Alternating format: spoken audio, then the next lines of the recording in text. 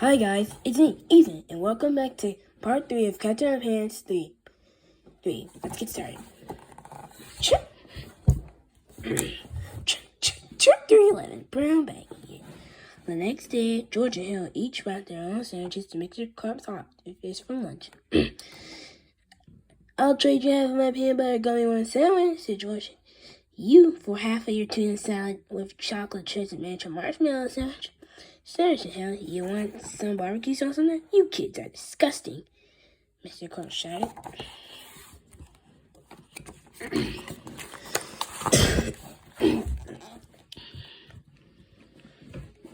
Sam and George and Hal were munching on chopped potato chips with whipped cream and chocolate sprinkles.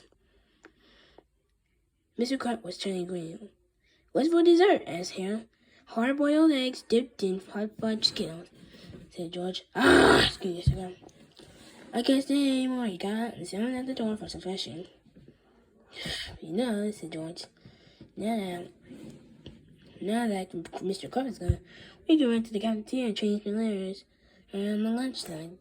Cool, said Hal. So George and Hal sneaked to the cafeteria, but they around the lunchtime, they were a bit confused. It looks like somebody already changed the sign to Hal.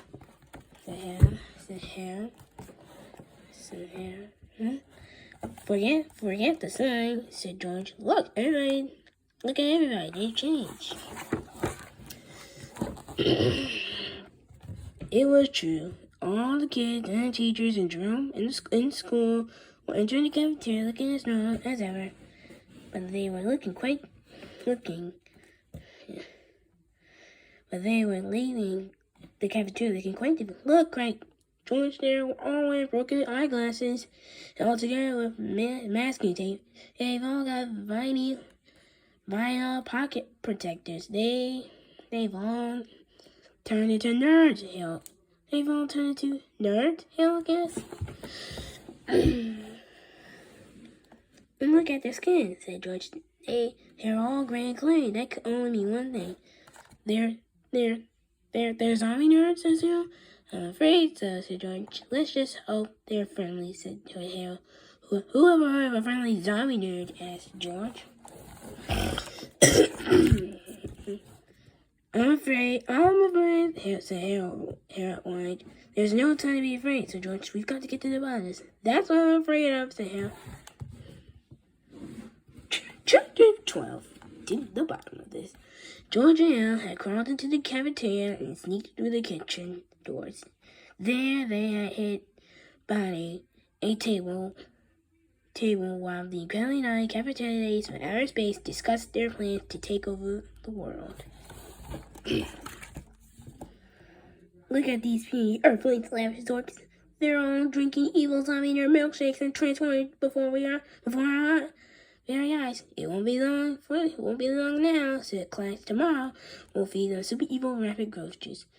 Then they will grow to the size of exquisite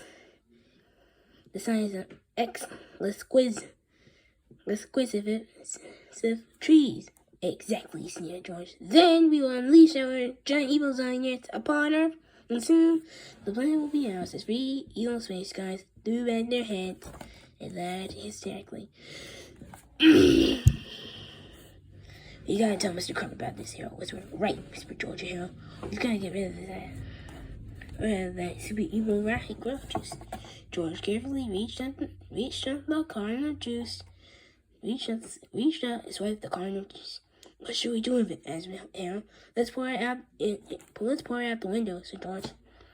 That way it won't do anything. Good idea, said Hal.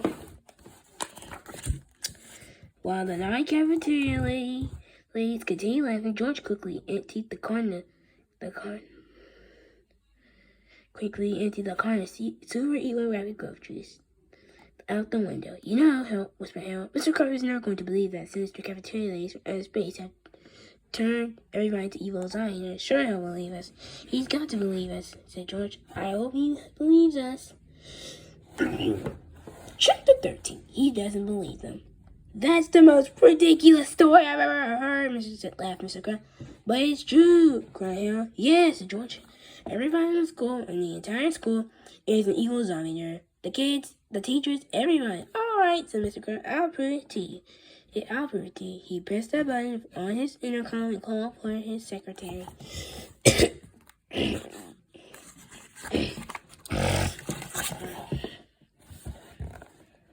So Miss Sanford entered the room. She was dressed in the pink polka dot polyester dress with an orthopedic knee-high stockings and ugly brown arch support loafers. See, said Harold, she's dressed like a nerd. She always dresses like that, said Mr. Crow. But she's gray and clean reeks of freakish zombie dust, cried George. She always smells like that, Mr. Crow cried, and she's always gray and clammy too. Georgia had to admit that school secretaries were not very good subjects to compare and contrast with evil zombies. But then Miss Sanford leaped over and took a huge bite out of Mr. Crow's nest. Must destroy Earth, as she took another bite. Even Mr. Crow had to agree that Miss Sanford was acting a bit more evil than usual. Much.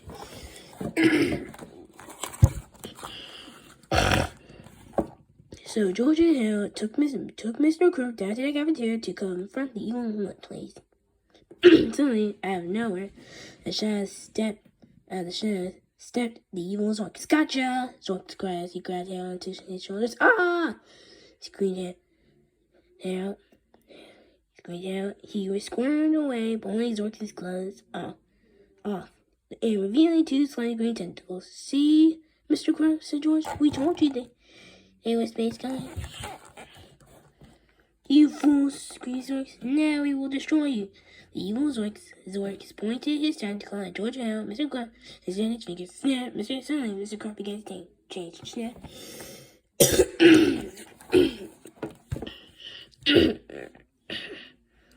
A heroic grin spread across Mr. Crow's face. He threw out his chest and placed his fist firmly at his sides, looking quite trivial. Uh-oh, said George. That evil space guy just snapped his fingers. Now Mr. Crow is turning to you-know-who. Hey, wait a second, Sal. Tentacles don't have fingers. You can't snap a tentacle. There's no time to argue the physical improbabilities of the story, said George. We've got to stop Mr. Crow from changing the catch of hands before it's too late. Chapter 14. It's too late. Mr. Crow turned and dashed out the door. His clothes flew off behind him as the hallway echoed with jubilant proclamation about the superiority of underwear.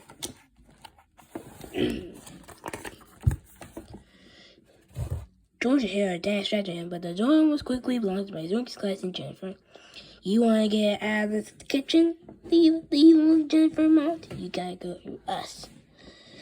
George grabbed a rolling pin. Harold grabbed a cast iron frying pan. I'm sure we don't have to resort to incredibly great violence, said Harold. Me too, said George.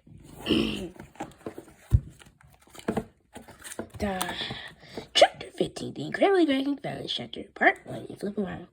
Warning, the following chapter contains terribly inappropriate scenes that certainly do not belong in a children's book. If you are offended by such seamlessness, please put this book down immediately. Raise your arms over your head and run a screen to your nearest shoe store. When you get there, ask them to make you a cheeseburger. Nope, this probably won't help you a bit, but we think it's funny.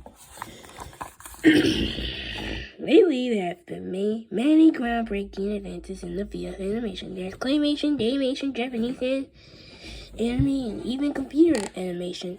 But if you ask us, nothing beats the economy-sized styles of cheesy animation technology, also known as Flipperama.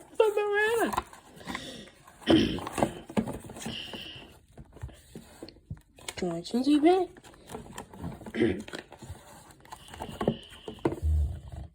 George Fancy Predator.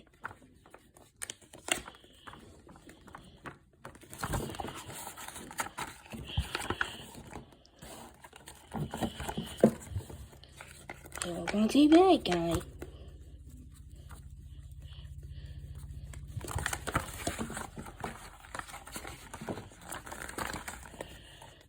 Georgia Hannah won't save the day. For now. Alright guys, I'm gonna come do a part 4 of this. See you tomorrow for part 4. Bye.